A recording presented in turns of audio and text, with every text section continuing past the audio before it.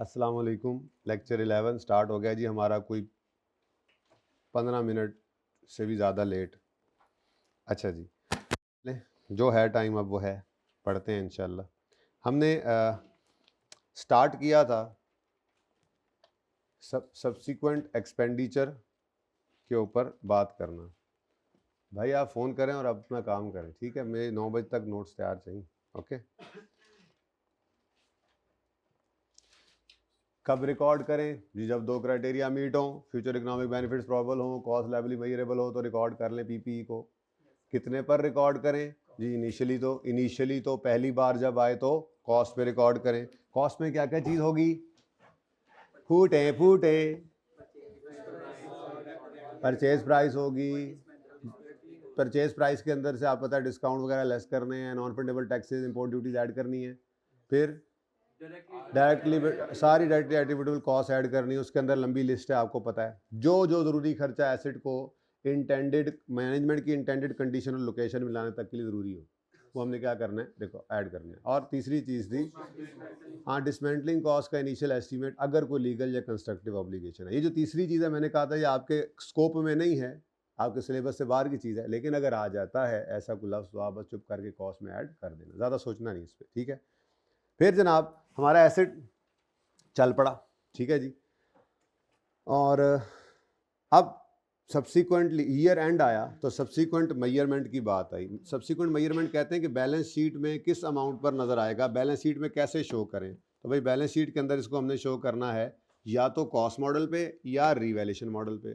Cost model वही जो हम पिछले 10 दिन से पढ़ रहे हैं, और रीवैल्यूएशन मॉडल वही जो हमने अभी शुरू नहीं किया। बहरहाल कॉस्ट मॉडल तो आप बचपन से पढ़ते आ रहे हैं, cost less accumulated depreciation less accumulated impairment loss होता है, लेकिन वो स्टैंडर्ड अभी हमने पढ़ा नहीं है। जब पढ़ लेंगे तो मैं यहाँ पर जो जगह छोड़ी है ना, आपको नीचे कहा था कल के एक लाइन छोड़कर ये लिखना, यहाँ पे हम उसको ऐड कर लेंगे आके इंशाल्लाह, ठीक है? और जब रीवैल्यूएशन मॉडल हम पढ़ लेंगे तो यहाँ पे रीवैल्यूएशन मॉडल को भी बता देंगे। उसमें बस revalued amount, latest revalued amount less, यही एक प्रोडक्शन होता है और अक्यूमुलेटेड इम्पेयरमेंट होता है, यानी बाकी सेम है। बहरहाल है आसान। खैर, ये तो होगी बात कब रिकॉर्ड करें, कितने पर रिकॉर्ड करें और बैलेंस शीट में कैसे शो करें, ठीक है? बैलेंस शीट में दो ऑप्शंस हैं, IAS 16 जो देता है, कॉस्ट मॉडल और रीवैल्यूएशन मॉडल। अब ये तो होगी बात अगर कोई सब्सिक्वेंटली एसेट की ज़िंदगी में खर्चा ना हो रहा हो, लेकिन एसेट जब एक बार रेडी टू यूज़ हो जाता है तो उसके ऊपर कॉस्ट को ऐड करना तो हम रोक देते हैं, उसके अंदर कॉस्ट ऐड होना रुक जाती है उस एसेट में, ठीक है? लेकिन उसके ऊपर खर्चे तो चल ही रहे होते हैं। अब अगर वो खर्चे रेवेन्यू नेचर के हैं, यानी डे टू डे सर्विसिंग वगैरह है, सब्सिक्वेंट एक्सपेंडिचर है ये, सब्सिक्वेंट यानी कि एसेट चल पड़ा और अब उसके ऊपर खर्चे हो रहे हैं, तो वो खर्चे दो तरह के हो सकते हैं। अगर तो वो डे टू डे सर्विसिंग है, मेंटेनेंस है, ठीक है, तो जिससे लाइफ प्रोडक्टिविटी एफिशिएंसी आउटपुट वगैरह मेंटेन होते हैं, यानी कोई अपग्रेड नहीं है, कोई इंप्रूवमेंट नहीं है एसेट में आई, वो खर्चे ऐसे खर्चे हैं जो एसेट को बस चला रहे हैं, मेंटेनेंस के लिए हैं। तो ऐसे खर्चों को आपने एज एन एक्सपेंस रिकॉर्ड करना है पीएनएल में जब वो इनकर हो, ठीक है जी। For example repair maintenance. और अगर सब्सिक्वेंटली एसेट चल पड़ा, सब्सिक्वेंटली उसकी लाइफ के अंदर कुछ ऐसे खर्चे हुए जो इन तीन में से कोई एक काम कर रहे हैं, मसलन एसेट के अंदर इंप्रूवमेंट आ गई, लाइक अपग्रेड, तो इस सूरत में क्या करना है? मैंने बताया था लाइफ, इसका मतलब क्या होता है? अपग्रेड का मतलब क्या होता है? किसी भी किस्म की इंप्रूवमेंट आ जाना, भाई लाइफ बढ़ जाना। भाई लाइफ बढ़ेगी तो ज़्यादा अरसा एसेट चलेगा, ज़्यादा अरसा फायदा देगा हमें, ठीक है? लाइफ बढ़ जाए, प्रोडक्टिविटी, यूनिट्स बढ़ सकते हैं, एफिशिएंसी तेज़ी से काम करने लग गया, ठीक है? आउटपुट, क्वालिटी ऑफ आउटपुट, ये किसी भी किस्म की जो चीज़ बढ़ रही है, ये एफिशिएंसी जो भी है, ये आउटपुट का ये मतलब ये अपग्रेड ही है, एक तरह से बेहतरी आ गई। ऐसा खर्चा आपने किया कि आपका एसेट जो है वो पहले की निस्बत बेहतर हो गया। ये जो रिपेयर मेंटेनेंस होता है ना, जैसे मैंने आपको कहा था बाइक की ट्यूनिंग करवाने जाते हैं आप, गाड़ी का ऑयल चेंज करवाते हैं, ये आपके ऐसे खर्चे होते हैं, ये उसको अपग्रेड नहीं कर रहे होते। ये जो जैसे इंप्रूव नहीं हो रहा, जहां जिस असल में जिस कैपेसिटी पर, जिस एफिशिएंसी के लिए बना हुआ है उस पर सही चलता है, ठीक है ना? तो आपने कोई ऐसा खर्चा किया कि आपकी अपग्रेड हो गई एसेट के अंदर किसी भी किस्म की, तो इसको क्या करना है? इसको रिकॉर्ड करना है as part of that asset, यानी कि कैपिटलाइज कर लें, एसेट कॉस्ट में ऐड करें, and upgrade cost shall be depreciate along with original asset over original assets remaining useful life. इसके लिए हमने फिर की थी एग्जाम्पल नंबर 73, ये एग्जाम्पल 73। ये आपके बोर्ड का वो वाला हिस्सा मैंने इधर कॉपी कर लिया, ठीक है। हालांकि सोल्यूशन है इसके अंदर, किताब के अंदर साथ साथ ही, जो कि मुझे पसंद नहीं आई बात कि उन्होंने साथ साथ कर दिए। अलग होते हैं ना, आपकी नज़र पड़ जाती है, लेकिन चलें खैर, आप अच्छे बच्चे, आप सोल्यूशन को नहीं देखते होते। इस दफ़ा पास होने वाले बच्चे जो है ना, पहली बार जिन्होंने पास करना है इसी दफ़ा में जो पढ़ रहे हैं, वो सोल्यूशन नहीं देखते, एक बार सवाल कर लेते हैं, बाद में फिर देखते हैं सोल्यूशन, ठीक है। अच्छा, तो ये देखें जी, ये हमारा सवाल था 73, जिसके अंदर CL purchase a machine for 50,000, यकम 18 पे मशीन की एस्टिमेट लाइफ 10 साल थी, रेजल वैल्यू 5,000 थी, और स्ट्रेट लाइन पे डेप्सिट कर रहे थे कि हम ये 18, 19, 20, 21 4 साल गुजर चुके थे, 22 के साल में पहले दिन अपग्रेड करने का सोचा गया और अपग्रेड की कॉस्ट है 15,000। अब अपग्रेड की कॉस्ट 15,000, अपग्रेड का लफ्ज ही काफी था। ये अगली लाइन ना भी लिखी हो कि लाइफ ने बढ़ जाना है, तब भी अपग्रेड, सिर्फ अपग्रेड लिख दे तो मतलब शायद एफिशिएंसी बढ़नी हो, शायद आउटपुट की क्वालिटी बढ़नी हो, अपग्रेड बोल दे तो बस अपग्रेड ही है, ठीक है। खैर, ये तो और बात बढ़ गई आगे, उन्होंने कहा कि जी अपग्रेड की वजह से अब इसकी लाइफ 5 साल से, रिमेनिंग लाइफ 5 साल से बढ़ गई है। तो यहाँ पे हमने इसको 11 निकाला था। ये सबको क्लियर हो गया था। असल में ना, जब भी कभी ऐसा हो ना कि कोई चीज़ थोड़ी सी टफ हो या कोई चीज़ पूरी तरह से बात ना हो एक दिन में, ये याद रखिएगा, अगले दिन फिर उसके ऊपर मैं आधा घंटा ज़्यादा भी लगा देता हूँ, ठीक है। ज़रा प्लस्तर हो जाती है चीज़ें, हैं जी, ठीक है। अच्छा, तो अपग्रेड होने से 5 साल इसकी लाइफ, देखो ना, 10 साल ओरिजिनल लाइफ थी, 4 गुजर चुके थे जिस दिन अपग्रेड किया, अब वो रिमेनिंग लाइफ तो 6 साल बनती थी, अपग्रेड की वजह से वो 5 साल से बढ़ के कितनी हो गई, 11 साल। किसी को इसमें कोई मसला है तो पूछ सकते हैं, को कन्फ्यूजन है? नहीं है? चले अब, और new estimated result value is 3,000, पहले कितनी थी 5, अब कितनी हो गई। अब ये एक एस्टीमेट चेंज है, क्या है। वैसे मैंने आपको प्योरली एस्टीमेट चेंज पढ़ाया नहीं, लेकिन इन सवालों की बरकत से एस्टीमेट चेंज भी तैयार हो गया। इंशाल्लाह कराऊंगा आज की क्लास में एस्टीमेट चेंज एंड में जाके, ठीक है। एस्टीमेट चेंज में बस यही करना होता है, जो आपकी बुक वैल्यू जिस दिन एस्टीमेट चेंज हुआ उस दिन की बुक वैल्यू, और उसको डिवाइड कर देना होता है उसी दिन रिमेनिंग लाइफ निकाल के उसके साथ। अब यहाँ पे बुक वैल्यू यकम जनवरी 22 वाली पुरानी नहीं, अपग्रेड ऐड करके रिवाइज बुक वैल्यू ले ली थी बस हमने, और इस दिन खड़े होकर रिमेनिंग लाइफ कितनी निकली थी 11 साल, तो उससे ऑनवर्ड इसको डिवाइड करते गए थे 11, ठीक है। तो डिफरेंट रिक्वायर, हाँ एक अहम बात करने लगा था, ये रेजिडुअल वैल्यू उसने कहा 3 हो गई है, अगर ये बात ना करता तो अजम्पशन क्या है, पुरानी ही होती, ठीक है ना, 5,000 ही रहती, फिर ये एस्टीमेट चेंज नहीं होना था, ओके। लेकिन दूसरा एस्टीमेट तो चेंज हो ही चुका है, लाइफ भी तो चेंज हो चुकी है, ठीक है। चलें खैर, सवालों की तरफ आते हैं।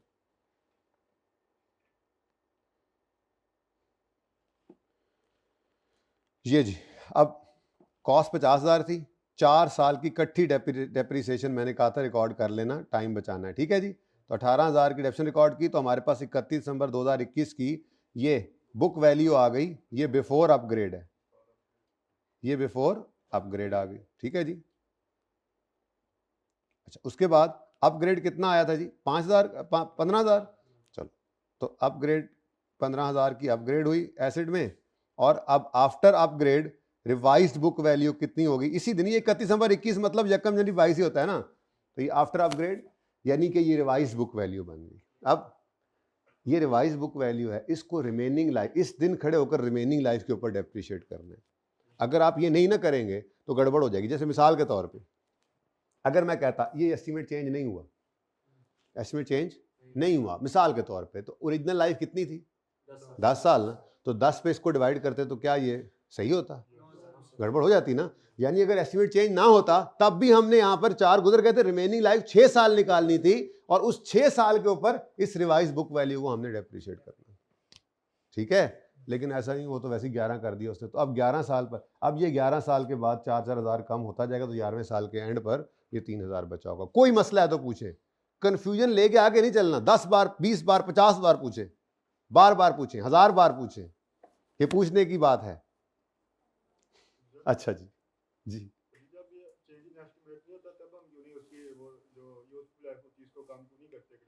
बेटा कर सकते हैं, लेकिन वो बुक वैल्यू को रिमेनिंग लाइफ पे डिवाइड करते जाओ तो आंसर वही आता है स्ट्रेट लाइन। लेकिन छोड़ो इस बात को, अभी ये बात इररेलेवेंट है, बस इतना पक्का रखो, पहले पक्का दे कर ली कि एस्टीमेट चेंज होगा तो हमने चेंज, स्ट्रेट लाइन की बात करो, ठीक है। यानी स्ट्रेट लाइन मेथड की ना एक खसूसियत है, खसूसियत, आप ओरिजिनल कॉस्ट को ओरिजिनल लाइफ पे डिवाइड करें, या बुक वैल्यू को रिमेनिंग लाइफ पे करें अगले सालों में जाके, आंसर सेम आएगा। पर फिर जब ज़रूरत पड़ेगी तो बताऊंगा, फिलहाल काम चल रहा है तो चलने दो, ठीक है। अच्छा जी, चलें आगे। कोई मसला, कोई कन्फ्यूजन नहीं है? तो फिर दूसरा केस क्या था? ये तो हो गया जी अपग्रेड। अगर अपग्रेड होगा एसिड में तो क्या करेंगे, वो अपग्रेड की कॉस्ट को एसिड की कॉस्ट में ऐड कर देंगे, और ये टोटल जो एसिड बन गया है इस एसिड को क्या कर देंगे, रिमेनिंग लाइफ। क्योंकि ये अपग्रेड ऐसी चीज होती है ना कि इसकी लाइफ नॉर्मली अलग नहीं होती है, ये अपग्रेड एसिड का हिस्सा बन गया और एसिड के साथ ही इसने खत्म हो जाना है। जैसे मिसाल के तौर पे हमारे पास एक बिल्डिंग थी, बिल्डिंग की यूजफुल लाइफ थी लेट्स से 15 साल। एक साल हमने उधर गुजारा बिल्डिंग में, बड़ी गर्मी थी, हमने वो बिल्डिंग असल में किराए पे दी हुई है, प्लाजा हमारा, बड़ी गर्मी थी, हमने कहा यार इसको सेंट्रली एयर कंडीशन कर देते हैं। अब जब वो सेंट्रली एयर कंडीशन किया तो अब 14 साल लाइफ रह गई थी, तो वो जो एसी सिस्टम था वो उसके अंदर इंस्टॉल हो गया। अब क्या करें, 15 साल पे उसको भी डेप्रिशिएट करेंगे या आप 14 साल पे करेंगे? ऐसे तो नहीं ना होता। वो असल में ये सेंट्रल सिस्टम जो है ना, ये डक्टेड सिस्टम होता है, ये बीच में मतलब हिस्सा बन गया उसका एक तरह से, ठीक है। तो अब जब आपने बिल्डिंग छोड़नी है तो वो साथ ही छोड़ देना। तो नॉर्मली जो अपग्रेड होती है ना, नॉर्मली, ठीक है, अगर वो कह दे अपग्रेड की लाइफ है तो फिर तो अलग बात है, पर वो फिर लाइफ अपग्रेड वाला चक्कर नहीं होता, वो फिर अगला केस बन जाता है जो हमने कल पढ़ा था, ठीक है ना। नॉर्मली जो अपग्रेड होती है वो एसिड कॉस्ट का पार्ट बन जाती है। तो फिर जितना अर्सा एसिड ने चलना है उतना अर्सा अपग्रेड रहना है। जब आपने एसिड को बेचना है वो आप अपग्रेडेड एसिड को ही बेचते, ठीक है, ओके।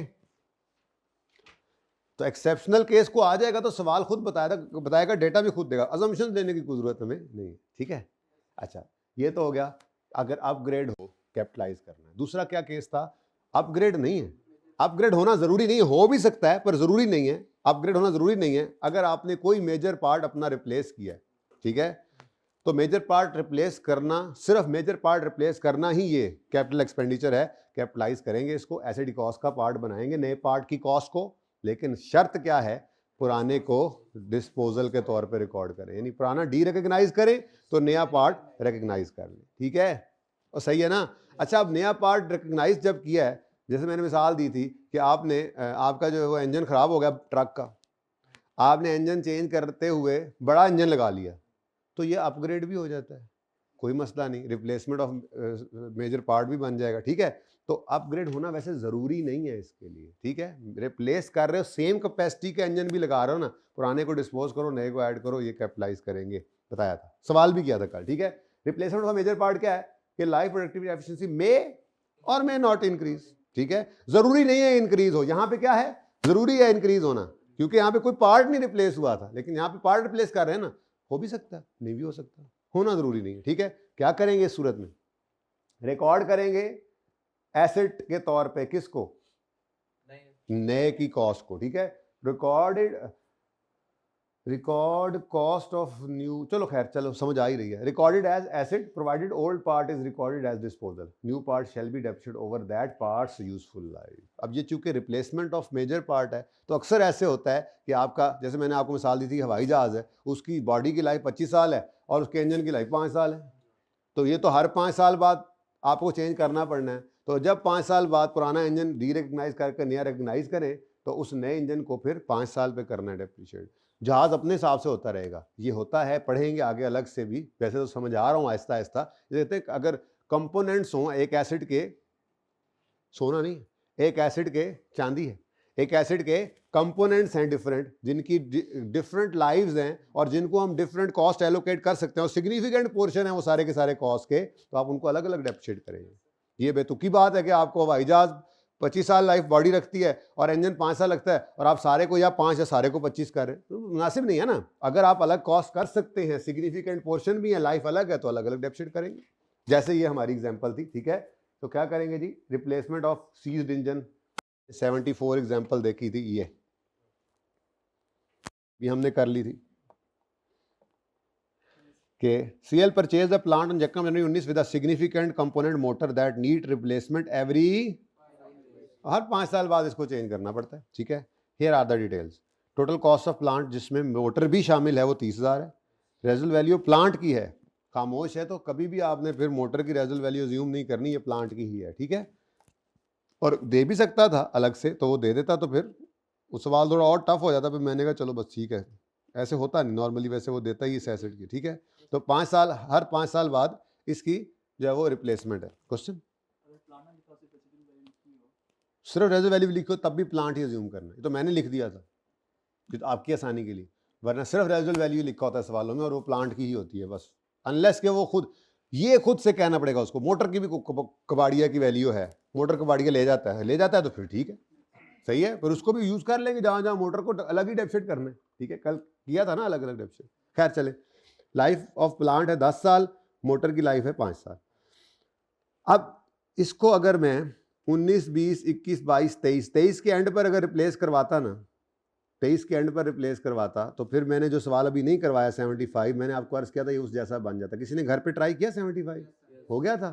चलो फिर करेंगे इंशाल्लाह, ऐसे थोड़ी जान छूटनी। अच्छा, अब तो उस जैसा ना बन जाए इसलिए मैंने मेजर पार्ट की रिप्लेसमेंट, हालांकि होनी 5 साल बाद थी, लेकिन हो जाता है ना, ऐसे ही खराब भी तो हो जाता। 5 साल बाद तो वैसे रिप्लेस होनी थी, लेकिन दूसरे तीसरे साल आपकी लापरवाही की वजह से आपने ऑयल नहीं चेंज करवाया, पानी नहीं डाला रेडिएटर में, आपकी गाड़ी का इंजन सीज हो गया, तो रिप्लेस तो करना किसी वक्त करना पड़ सकता है। यही तो रिप्लेसमेंट ऑफ मेजर पार्ट, ठीक है। अपनी लाइफ पूरी करके लाजमी नहीं है कि वो खत्म हो, पहले भी हो सकता है, और 5 साल बाद होता तो तब भी ट्रीटमेंट तो यही होना है, ठीक है। अब 2 साल गुजरे थे, 19 और 20, बल्कि 3 साल, 21 भी गुजर गए थे, और 22 के साल के पहले ही दिन सुबह सुबह आपने गाड़ी को जब सेल्फ मारा तो गड़बड़ हो चुकी थी, ठीक है। तो फिर उन्होंने डिसाइड कर लिया कि रिप्लेस करेंगे अपनी old motor due to early wear and tear, ठीक है। The cost of similar capacity new motor amounted to 32। अगर ये सिमिलर कैपेसिटी ना भी होती, ये इंक्रीज कैपेसिटी भी कर देते, तब भी ऐसे ही है, लेकिन वो फिर ना अपग्रेड जैसी बन जाती। बात मैंने ज़रा डिफरेंट करने के लिए सिमिलर कैपेसिटी रखा, ठीक है। तो सिंपल रखा करो ज़िंदगी में चीज़ों को, बस एक पार्ट निकल रहा है दूसरा आ रहा है, ठीक है, पुराने को निकाल दूसरे को उसी पार्ट के अंदर उसी कॉस्ट का हिस्सा बना लो, बस डेप्सिट करी जाओ, ज़्यादा नहीं सोचा करो, बस गुजारे, समझ आ गई बात में आगे चला करो तेजी से, ठीक है। जितना सोचते हो उतना, मैंने आपको कहा था ना सादा बात लिखी हुई है, ये कैसे हो सकता है आई कैप इतनी सीधी बात कर दे, मतलब एक साफ सुथरी लाइन लिखी हुई है, जवाब से नहीं ये हो ही नहीं सकता कि इतनी सादा बात लिखी हो, जरूर कोई ना कोई गड़बड़ कुछ तो है इसके अंदर, कुछ नहीं होता, ठीक है। सादा बातें भी होती हैं, ओके, खुद ना बना लिया करो उनको तिलों वाली। अच्छा जी, अब ये सवाल भी हमने कर लिया था, 1,20,000। अब 3 साल तक 1,20,000 है तो है, लेकिन असल मसला ये है कि 30,000 को हमने 5 साल पे डिवाइड करना है और 90,000 को, हाँ, लेकिन 90,000 में से आपने माइनस कर देना है 10,000 रेजुअल वैल्यू को भी, ठीक है, ओके। चल, तो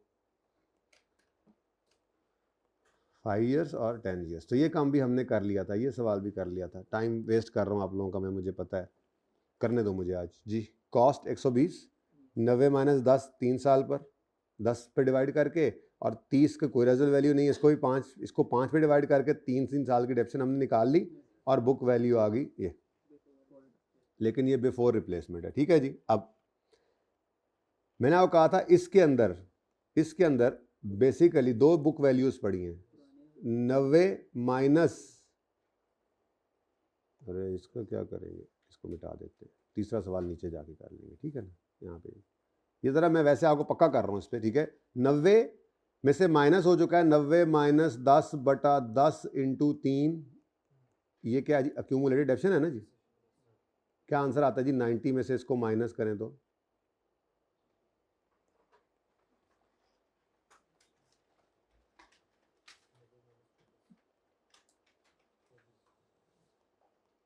जी 68, 66, वो एक फैसला कर लो, आखिरी फैसला है, चलो 66। बाकी 30 में से क्या माइनस हो चुका हो बुक वैल्यू आ जाएगी 30 divided by 5 into 3, answer is, हाँ। और अब ये टोटल कितना है, तो ये जो 78 है ना जी, इस 78 के अंदर 2 चीज़ों की बुक वैल्यू पड़ी हुई है, प्लांट की और दूसरी, अलग अलग लाइफ्स थी इसलिए हमें अलग अलग डेप्सिट करना पड़ा, और अलग अलग बुक वैल्यूज भी हमारे पास अवेलेबल है। अगर लाइफ अलग अलग ना होती, ये भी ज़रूरी नहीं है, ज़रूरी तो नहीं है रिप्लेसमेंट ऐसे ही हो, ऐसे भी तो हो सकता है कि आपके प्लांट की भी लाइफ 10 साल थी, मोटर की लाइफ भी 10 साल होती, लेकिन किसी हादसे की वजह से वो ख़राब हो जाती, तो फिर प्लांट अलग अलग डेप्सिट ना हो रहे होते, ठीक है। खैर एनीवेज, अभी तो ये मामला है। अब मैंने आपसे कहा था ये जो बुक वैल्यू बिफोर रिप्लेसमेंट है, इसमें से आपने, क्योंकि आपने नए पार्ट को ऐड करना है, तो स्टैंडर्ड क्या शर्त लगाता है पुराने को, तो पुराने को डिस्पोज तो करेंगे। डिस्पोजल की जर्नल एंट्री तो वही है जो आपने सीखी है, जो आप लोगों ने अभी नहीं सीखी, जो हम सब ने सीखी है तीसरे चौथे लेक्चर में, ठीक है। डिस्पोजल की जर्नल एंट्री तो वही है, एसेट अकाउंट को क्रेडिट करेंगे जाने वाले एसेट की कॉस्ट से। पुरानी मोटर की कॉस्ट कितनी थी? 30, और उसकी अक्यूमुलेटेड ऑप्शन ये 18 रुपए से। कोई कैश नहीं आया होता तो लिख देते, और गेन या लॉस बैलेंसिंग आ गया। पर ये तो जर्नल एंट्री है, ये जर्नल एंट्री है, और इसी की पोस्टिंग लेजर्स में होती है। और लेजर जो, चूंकि मैंने कहा था आपको बाय डिफॉल्ट किस पे बनता है? कॉस्ट पर, और बुक वैल्यू अक्यूमुलेशन अलग पड़ी होती है, इसलिए एसेट अकाउंट से अलग कॉस्ट निकला करती है, क्योंकि हमने रखा ही अलग होता है कॉस्ट को, और अक्यूमुलेशन को अलग रखा होता है। तो एंट्री तो वैसे ही होनी है जैसे आपने सीखी थी। पर यहां मुसीबत क्या है? यहां पर वर्किंग में हमें क्या नजर आ रहा है? प्लांट की बुक वैल्यू, प्लांट की बुक वैल्यू। तो अब 78 में अगर 12 पड़ा हुआ है जाने वाले एसेट का, वर्किंग में, वर्किंग के अंदर देखो तो 78 बचा पड़ा है ना। वर्किंग में यहाँ पे 120 पड़ा है, 120 वर्किंग। अब इसमें से माइनस करना है, तो इसमें से तो 30 माइनस नहीं ना कर सकते, तो मजबूरी है। अगर डिस्पोजल इस वर्किंग में शो करना है, तो वर्किंग के अंदर जो डिस्पोजल शो होगा वो बुक वैल्यू ऑफ डिस्पोजल होगी। अब ये असल में है भी क्या? आप अगर गौर करो, इन दोनों को नेट करो तो क्या आता है? वो बुक वैल्यू ही निकल रही है। देखा जाए तो एसेट अकाउंट में से अगर नेट कर दे दोनों को, तो बुक वैल्यू क्रेडिट की है बिजनेस से।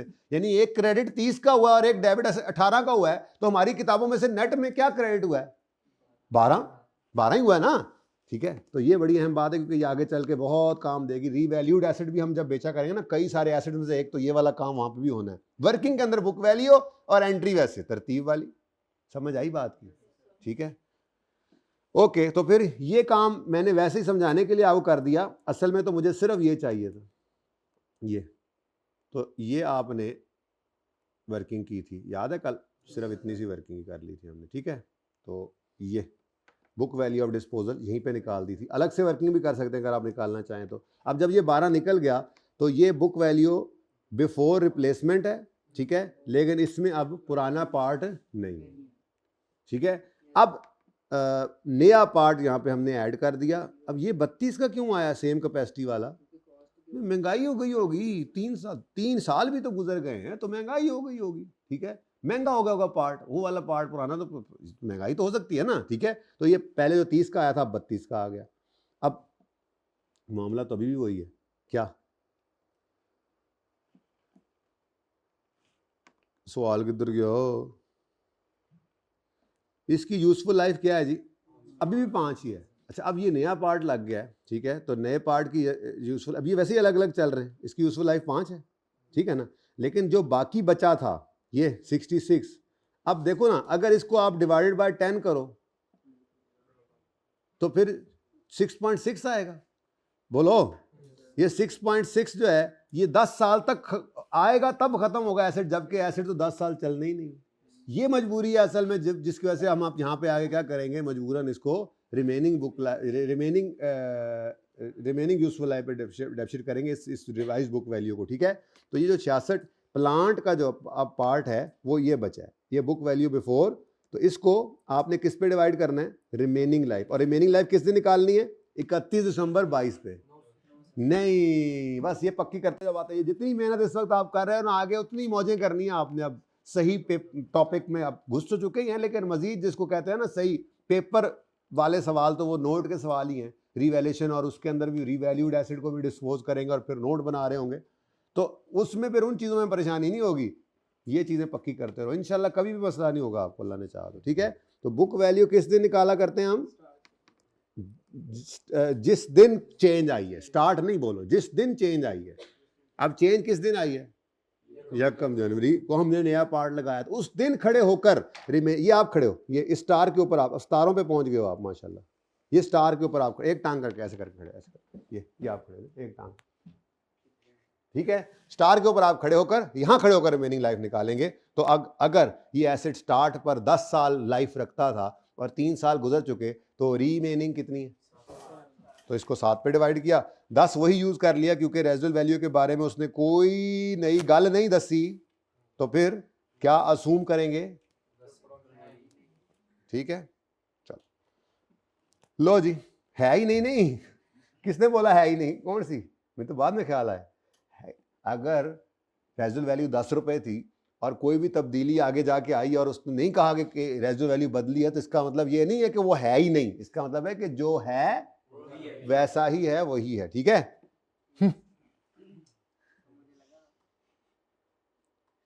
₹16 की डेफिनेशन निकालेंगे। और ये ओके, जर्नल एंट्री जी, कोई मुश्किल? जर्नल एंट्री याद रखना, जर्नल एंट्री आपको पूरी ही करनी है। देखो यहां से निकल 12 रहा है, फिर जर्नल एंट्री नोट भी जब बनाएंगे ना हम इंशाल्लाह, तो वर्किंग में ऐसे ही 12 नजर आएगा, लेकिन नोट के अंदर भी एसेट अकाउंट अलग सेक्शन होता है, अकोमोडेशन अकाउंट, अकोमोडेशन का अलग सेक्शन होता है, तो ये दोनों अलग अलग ही निकलेंगे। पक्का करो इसको बस, ठीक है? इसलिए नहीं इसके ऊपर कल का दिन भी लगा, आज का दिन भी आधा लगा दिया, और अभी लगा रहा हूं टाइम, और आगे फिर लगते रहेंगे इस पे टाइम। ठीक है जी, जी स्टूडेंट।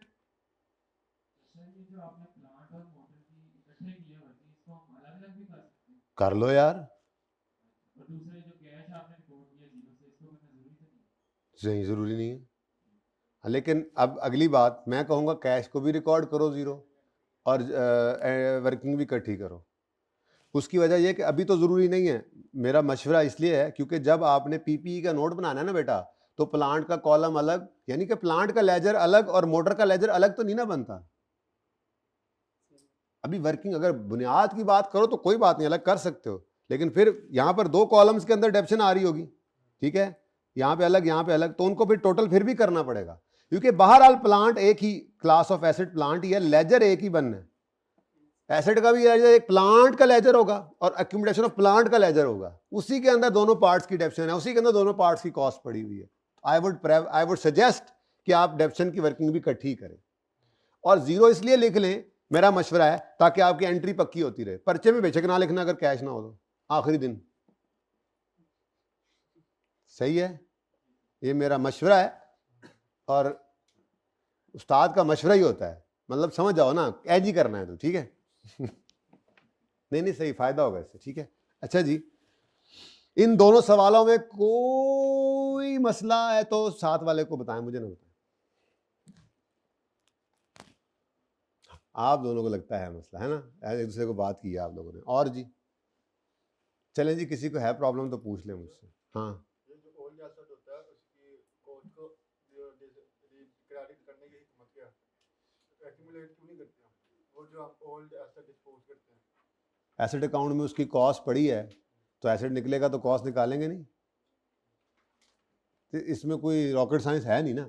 एसेट जब आया था तो एसेट अकाउंट में डेबिट कर दिया था, जब जाएगा आपके सुबह अम्मी ने पैसे देकर भेजे, 500 रुपये बेटा ले जाओ, कुछ पेट्रोल डाल देना और बाकी वापस ले आना, खाने को तो रोज़ा है ना, ठीक है? तो 500 आपने अपनी जेब में डाल दिए, वापस जाके आपने कहा अम्मी देखें आज तो पेट्रोल भी नहीं डाला और खाना वैसे भी नहीं, आप वापस कर लें, तो जेब से निकालोगे जब आपके जेब से पैसे चले गए, या जाते हुए कुछ ले गए, चलो मैं फ्रूट में खुद ही ले आया, मैंने कहा पैसे बच गए थे, तो जेब से निकलेंगे नहीं, सादा बात है।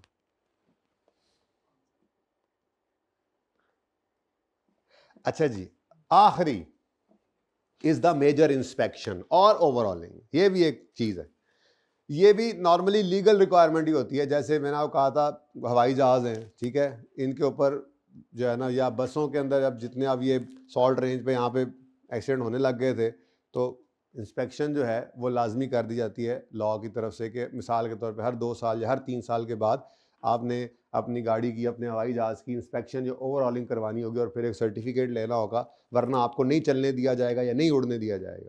तो बेसिकली ये ओवरऑलिंग या मेजर इंस्पेक्शन होती है, इसके अंदर पूरी बस को, पूरे जहाज़ को खोल दिया जाता है, पुर्जा अलग करके चेक किया जाता है, कोई मसला मसाइल तो नहीं है, और फिर वापस जोड़ा जाता है, ठीक है? ट्रेन की भी होती है, तो ये कोई मतलब छोटा काम नहीं होता, इसके ऊपर अच्छी खासी कॉस्ट आती है, ठीक है? और ये नॉर्मली एसिड की लाइफ अगर 50 साल है, तो हो सकता है कि इस इंस्पेक्शन को हर 5 साल बाद करना पड़े।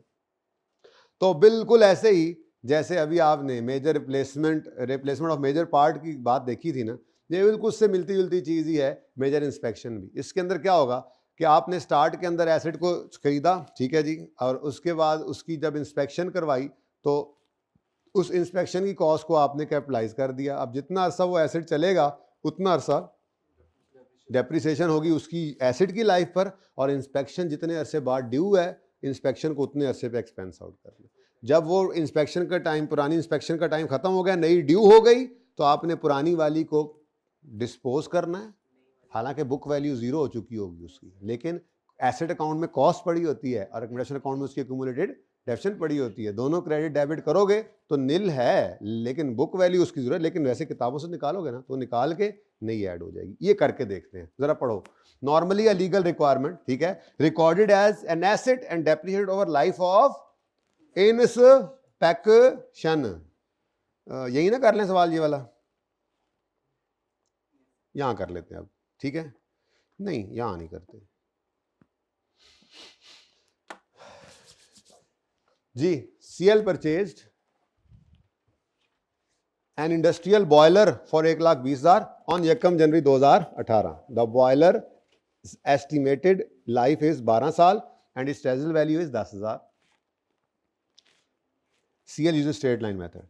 Per regulatory requirements, the boiler undergoes a major inspection every 4 years, which is essential to keep it operational. अब 18 में लिया था, 18, 19, 20, असल में ना ये पिछली बार मैं एग्जांपल्स बना रहा था तो ये सब डेट्स एक जैसी बनती चली गई, मतलब पहले के सवाल के साथ ही दूसरी मिला दी, तीसरी। वैसे तो दूसरी तीसरी अलग थी, लेकिन फिर जब मुझे ख्याल आया ना क्यों ना ये सवाल डाल दूं, तो फिर मैंने वो डेट सेम कर दी थी सब में जाके, ठीक है। लेकिन ये अभी आप नहीं कर सकते, ये नोट की शक्ल देखनी, जो पीपी का नोट आपने बनाना है उसकी शक्ल ऐसी है। जब आप बना लेंगे नोट तो फिर मैं आपको इस सवाल को होमवर्क में भी दे सकता हूँ, आराम से आप कर लेंगे, क्योंकि सवाल आपने किया और सिर्फ उसको प्लेस करना सीखना। जब सीख लेंगे और सवालों में सीख के आएंगे तो ये नोट की शक्ल वैसे इस तरह की होती है, पीपी का नोट, जो आपकी फाइनेंशियल स्टेटमेंट में नजर आता है, जिसमें से एक फिगर यहाँ पे बुक वैल्यू एंड वाली निकलती है और वो फेस पे जाती है। खैर एनीवेज, तो इस वजह से आपको नजर आ रहा है कि ये 18, 19, 20, 21, 22 यही वाले साल चल रहे हैं हर सवाल के अंदर, ठीक है। एक ही बिजनेस नाम भी एक कर दिया फिर, और उसके बाद साल भी एक जैसे कर दिए थे। खैर चले छोड़ें, आपको इससे क्या, फिलहाल तो छोड़ें। फिलहाल तो 18 में एसेट लिया था, 18, 19, 20, 21, ये 4 साल के बाद इंस्पेक्शन होनी चाहिए, ठीक है। तो 4 साल गुजर गए और 1 जनवरी 22 आया। अब 1 जनवरी 22 को आफ्टर 4 साल ऑफ यूज सीएल ने इनकर की major inspection cost of 20,000। Previous inspection cost जो थी, ठीक है जी, वो उसकी कॉस्ट भी 15,000 थी। अच्छा, इसका मतलब है नया लेते ही इंस्पेक्शन करानी पड़ी होगी। आप ये ना कह देना कि सर नए की क्या इंस्पेक्शन, ओ भाई हमारे मुल्क का रूल है ना, नई इंस्पेक्शन में सर्टिफिकेट लेकर ही सड़क के ऊपर आ सकती है गाड़ी हमारे मुल्क का रूल तो नहीं। खैर, अब हवाई जहाज जो है वो सर्टिफिकेट, फिटनेस सर्टिफिकेट लेकर ही जहाज जो है वो हवा में बुलंद हो सकता है, ठीक है ना। तो वो स्टार्ट के अंदर कहता है जी, जब पहली बार एसेट लिया था, प्रीवियस इंस्पेक्शन जो है वो उसकी कॉस्ट थी 15,000, जो कि इनिशियली इंक्लूडेड है एसेट की कैरिंग अमाउंट में। इसका मतलब इस 1,20,000 में वो शामिल है। और अगर वो ये ना कहता शामिल है, ठीक है, या ना कहे शामिल है, तो फिर किसी भी तरह अजम्पशन लेके जा सकते हैं। कोई ऐसा नहीं कहेगा, वो क्लियरली बता देगा आपको, ठीक है, कि 1,20 में शामिल है या नहीं। अभी तो शामिल है, ओके। अब देखो, बात तो वैसे ही बन गई है। क्या मतलब, ये अभी थोड़ी देर पहले जैसे हमने कहा था, एक प्लांट है और एक उसकी मोटर है, ऐसे ही यहाँ पर 15,000 रुपया इंस्पेक्शन की कॉस्ट है, तो फिर बाकी 95,000, और सॉरी 1,05,000 रुपये ये है आपके इस बॉयलर की कॉस्ट, ठीक है। अब रेजिडुअल वैल्यू अगेन किसके साथ लोगे, ठीक है। अब दोनों डिफरेंट हैं, बॉयलर की लाइफ है 12 साल और इस इंस्पेक्शन 15,000 वाली की लाइफ है 4 साल, तो दोनों को अलग अलग डेप्सिट करेंगे, ठीक है। तो 1 जनवरी पे 4 साल के बाद सीएल ने मेजर इंस्पेक्शन जो है वो 20,000 की। अब ये क्यों महंगी हो गई भाई, वही महंगाई वाला चक्कर है जी। अब जो है वो मिस्त्री मजदूर ज़्यादा पैसे लेते हैं, मैकेनिक, ठीक है, जो है वो ज़्यादा पैसे ले रहे हैं, ठीक है, इस वजह से हमारा खर्चा ज़्यादा हो गया, कोई मसला नहीं। On the previous inspection which had a cost of 15 was initially included assets life and is fully depreciated over 4 years। बताने की जरूरत नहीं थी भाईजान, लेकिन चले मेहरबानी सवाल में आपने बता दिया कि फुली डेप्रिशिएट हो गई है, ठीक है, बताने की कोई ज़रूरत नहीं होती। चलें, अब मेरे ख्याल में सवाल उसी तरतीब से करते हैं, उसके बाद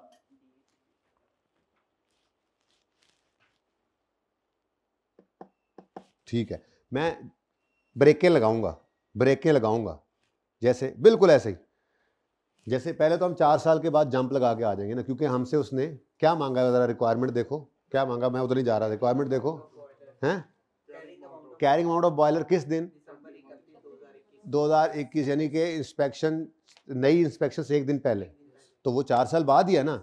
अब उसने को हर साल की एंट्री तो मांगी नहीं है, तो हम जंप लगा के वहां पहुंच जाएंगे, ठीक है। उसके बाद अगली चीज उसने क्या मांगी हुई है, जर्नल एंट्रीज कर लेंगे, वो पुराने को डिस्पोज करना है, नए को इंस्पेक्शन को कैपिटलाइज करना है। उसके बाद फिर तो इसका मतलब 31 दिसंबर 21 तक तो हम जंप लगाकर आ सकते हैं, ठीक है।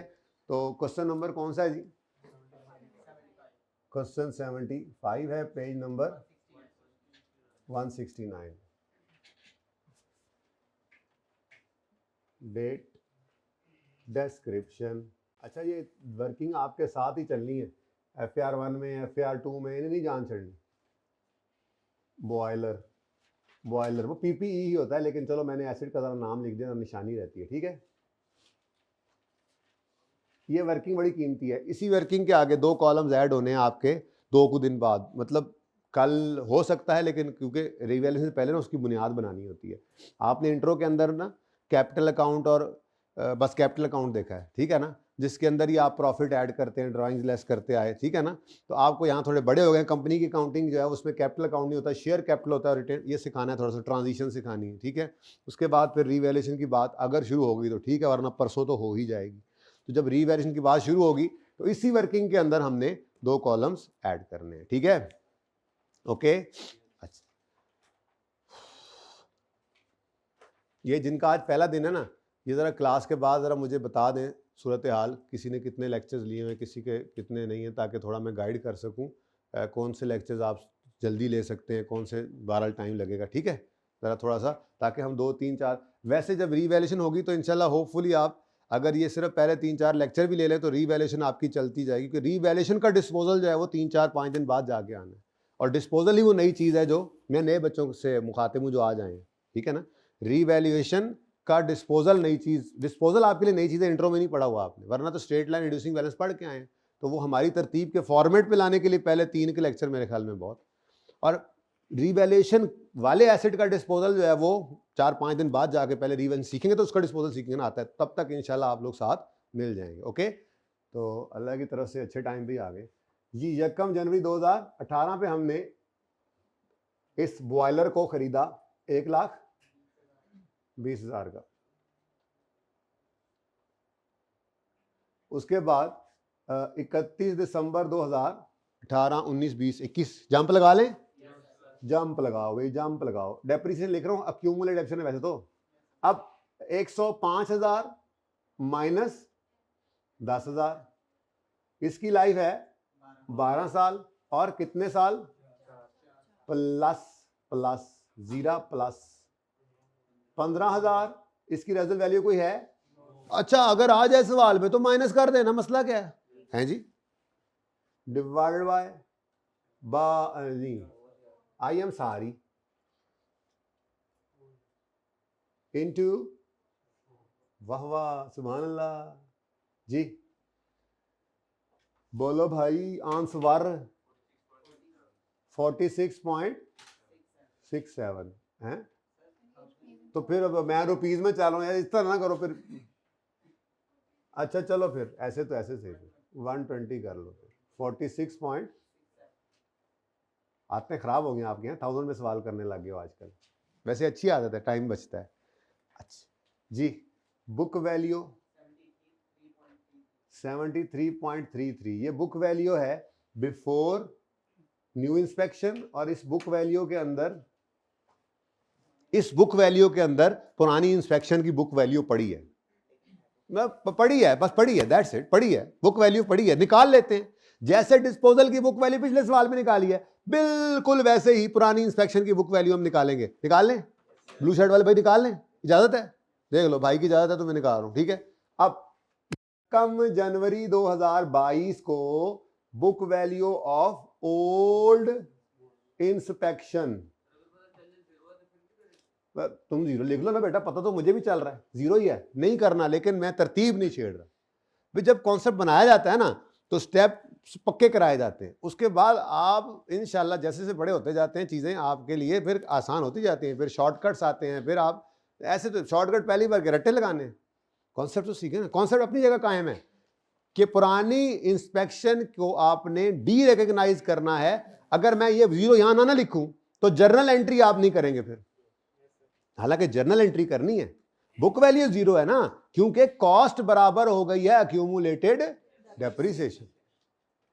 15 रुपए ने 4 साल पे डेप्सिट होना था, 4 साल गुजर गए तो 15 रुपए डेप्सिट हो गया, तो जितनी कॉस्ट थी उतनी एक्यूमुलेशन हो गई। अब जब जर्नल एंट्री करनी है तो कॉस्ट एसेट अकाउंट में से क्रेडिट करनी है और एक्यूमुलेशन अकाउंट में से डेबिट करना है। अब ना 0 लिखूं तो आप तो करोगे मौजे। हाँ, जब बड़े हो जाओ, तगड़े हो जाओ, पता हो, पक्का हो, तो 0 ना लिखना। मैं तो लिखूंगा अभी, मैं जरा कमजोर सा बंदा हूं, है नलायक सा। तो 15, अब देखो ना ऊपर 15,000 पता नहीं क्या करते रहो। चलो खैर, चलो अब 15,000 ही लिखना पड़ेगा, ठीक है। तो 15,000 है जी, इसमें से माइनस करो 15,000 divided by 4 into 4 is equal to 0, क्योंकि फुल्ली डेप्रिशिएट हो चुका, उसने बताया था, ठीक है। लेकिन आप बुक वैल्यू फिर भी निकाल लो बिफोर न्यू इंस्पेक्शन। उसकी वजह क्या है जी, उसकी वजह कोई बता दे। मैं क्यों ये बुक वैल्यू निकाल रहा हूं बिफोर नवी इंस्पेक्शन? क्यों नहीं, जर्नल एंट्री तो कोई मसला नहीं है, इसको डेप्रिशिएट तो करना है ना। नई इंस्पेक्शन ने आना है तो उसने फिर 4 साल की लाइफ लेके आना है। लेकिन ये तो 73 पता नहीं 3 बचा हुआ है, इसको तो ना हम अब 12 पे कर सकते हैं ना 4 पे कर सकते हैं। इसकी अपनी जो लाइफ बाकी, इसको उस पे करना है, बिल्कुल पिछले जैसा मिलाया मैंने इसको, ठीक है। तो बुक वैल्यू आ गई जरूरत पड़ने पर। अच्छा, अब इधर ही क्या कर दो, हाँ, addition of new inspection cost, और वो कितनी है? 20,000। और ये जनाब आपका हो गया।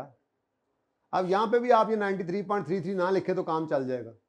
आप 20 ऐड कर दिया और साथ ही अगली लाइन में आप डेप्रिसिएशन को माइनस भी कर सकते हैं, मुझे कोई मसला नहीं है। पर फिलहाल जरा मैं बार बार ब्रेकें लगा के, ये देखो, ये बुक वैल्यू, ठीक है, before disposal of old inspection, ये book value after disposal of old, ये book value after addition of new inspection. मैंने बार बार ब्रेकें लगाई हैं ताकि आपको समझ आ जाए, पक्का हो जाए। बाकी ये वर्किंग है, तो वर्किंग में आप कहीं जब जाकर बड़े होकर समझे कि जी मुझे ये स्टेप नहीं करना चाहिए, तो आपको बिल्कुल इजाज़त होगी, ठीक है जी। अच्छा जी, 1 जनवरी 2022 पर एडिशन हो गया। अब उसके बाद क्या करें? डेप्रीसिएशन। बड़ी इंपॉर्टेंट बात है, मैं यहाँ पे डेट नहीं लिखता, वजह बताई थी क्यों।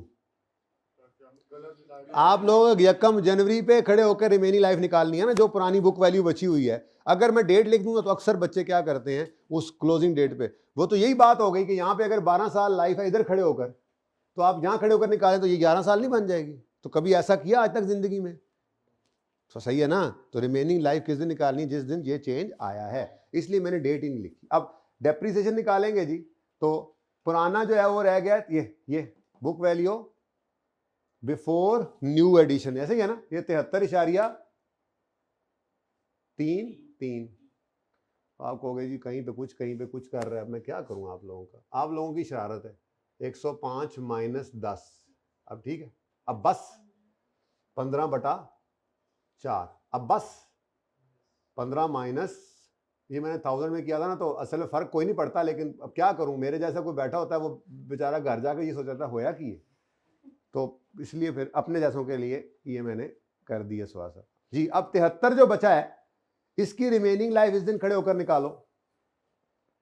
तो 1 जनवरी 18 को जो हमने बॉयलर लिया था, तो 31 दिसंबर 18, 19, 20 द्वारा निकालने की जरूरत ही नहीं थी। अभी एक दिन पहले तो 4 साल गुजर गए थे। खैर चलो, तो 21 तक कितने साल गुजर गए हैं? 4। इस लाइफ कितनी थी? 12। 4 गए तो बाकी 7 केड़ा, 7 वाला केड़ा सी है, कोई था कोई किसने बोला है 7? लब के दो मैनू बंदा। डिवाइड बाय 8 इंटू एक ही साल की डिडक्शन चाहिए, सिर्फ 1 साल की डिडक्शन चाहिए, ठीक है। अच्छा, उसके बाद हाँ बिल्कुल करेंगे। किसने कहा नहीं करेंगे? अब ये मैं नहीं कह सकता, मैं चेक कर रहा था, आपको मुझे ज़हन में नहीं रहा, वो तो मैं गोली ग्राउंड में कहूँगा, देखा मैं चेक कर रहा था जी। 73 पॉइंट, और लिख ला भाई, 73.33 माइनस 10, क्योंकि नहीं बताया तो प्लांट है ना, बॉयलर है, उसकी तो रेजल वैल्यू वैसे ही है, ठीक है, डिवाइडेड बाय 8 रिमेनिंग लाइफ, ठीक है जी। प्लस अब जो नया पार्ट आया है उसकी कॉस्ट कितनी है? और देखो इसकी भी लाइफ खड़े होकर किस दिन निकाल रहे हो आप, यकम जनवरी 22 में ही निकाल रहे हो ना जिस दिन, और उस दिन ही वो कह रहे हैं कि फिर इसकी लाइफ अब कितनी है, 4 साल। ठीक है, तो यहां पर आपने जनाब 4 साल लिखा और बस आंसर बताएं। अब ये टोटल हमने कर दिया, टोटल फायदा देता है ना, डेप्शन की एंट्री भी इकट्ठी होगी और इंडस्ट्रियल बॉयलर एक एसेट है, उसका एक ही लेजर और पीपी के नोट में एक ही कॉलम होगा, अलग अलग तो होते नहीं है। मतलब एक हवाई जहाज अगर आपके पास है ना तो उसके 4 कंपोनेंट्स हैं, बॉडी अलग है, सीटें अलग हैं, वायरिंग अलग है, इंजन अलग है, तो आपके 4 लेजर नहीं बन जाते या पीपी के अंदर 4 कॉलम नहीं बनते। एसेट एक ही है आपका, एरोप्लेन, जो आप लोग हैं एरोप्लेन। ठीक है, एरोप्लेन नहीं है, अच्छा सॉरी जी, 12.91। तो बुक वैल्यू जी, बुक वैल्यू बता दें, 80.41। ठीक है, अब क्या और क्या रिक्वायर्ड क्या कहता, सॉरी यार मैं रिक्वायरमेंट देखी नहीं, आई एम सॉरी अगेन। पहुंच गए जी। Calculate carrying amount of boiler including old inspection on 31 December, including old inspection, a requirement हो गई।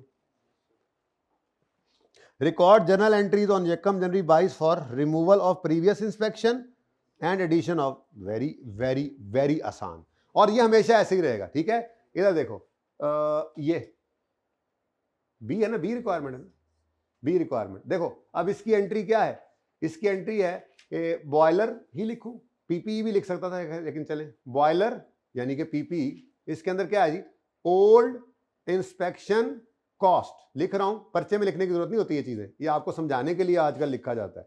ओल्ड इंस्पेक्शन की कॉस्ट को क्रेडिट करो, कितने से, यस सर कितने से, 15 से, और इसकी अक्यूमुलेटेड डेप्रिसिएशन को डेबिट करो, कितने से, जितनी हो, 15 से ही हो गई थी, निकालनी तो निकाल लो यहाँ पे, कि जैसे कल वाले सवाल में निकाला था जी 15, सॉरी एक मिनट, यही वाली चीज, ये यहाँ पे उठाकर लिखना, आपके समझाने के लिए लिख रहा हूँ। -15 नहीं, वो तो बुक वैल्यू आएगी, मैं अक्यूमुलेशन निकाल रहा हूँ भाईजान। ठीक है, सही है। अच्छा, अब कोई बात ज़हन में आई थी, अच्छी वाली निकल गई, चलो खैर। ये जनाब पुरानी इंस्पेक्शन क्या हो गई, डिस्पोज।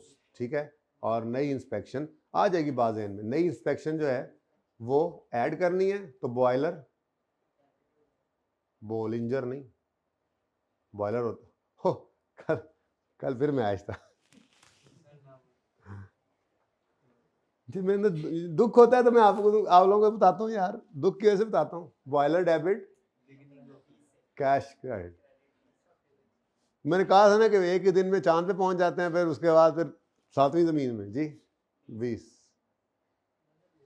ये जनाब बी रिक्वायरमेंट हो गई, और उसके बाद कैरिंग अमाउंट निकालो बॉयलर की जिसमें नई इंस्पेक्शन शामिल हो। अच्छा, यानी ये रिक्वायर नहीं की थी ना, इसलिए मैंने कहा था लिखने की जरूरत नहीं है, लेकिन लिखा किस लिए, इधर इस्तेमाल हो जाती है, इसकी लाइफ अलग, इसकी लाइफ अलग होती है ना, तो इसलिए निकाल लिया करो, बेहतर होता है। ठीक है, अच्छा, अपग्रेड में इतना मसला नहीं होता, क्योंकि अपग्रेड के अंदर क्या मौज थी, अपग्रेड के अंदर क्या मौज थी, अपग्रेड पार्ट बन जाती है एसिड का, जितनी लाइफ एसिड की बाकी अपग्रेड में भी उतने भी होना होता है, वो जिंदगी आसान है।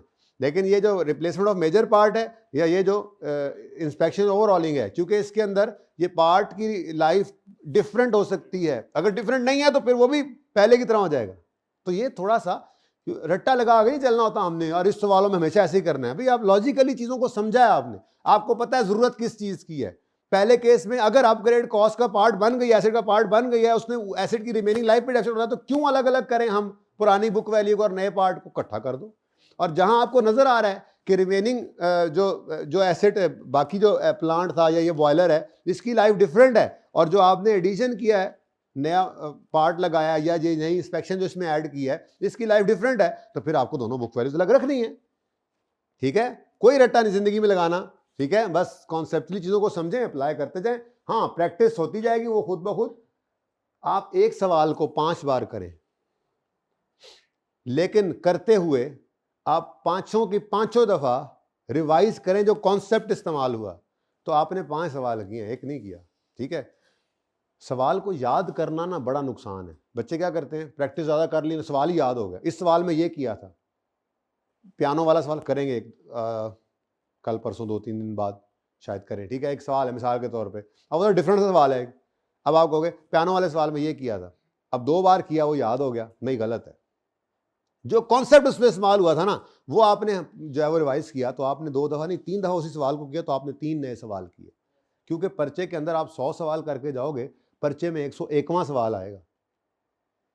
100 में से तो नहीं आएगा, 101वां आएगा, लेकिन उसमें कॉन्सेप्ट्स वही यूज होंगे जो आपने 100 के अंदर किए हुए हैं। तो इसलिए जितनी दफा सवाल करो, याद रखना उसूल को रिवाइज करना है। उसमें आपने असूल को रिवाइज करना है, सवाल को नहीं रिवाइज करना, असूल। तो असूल क्या था जो मैंने आपको भी बता दिया, ठीक है।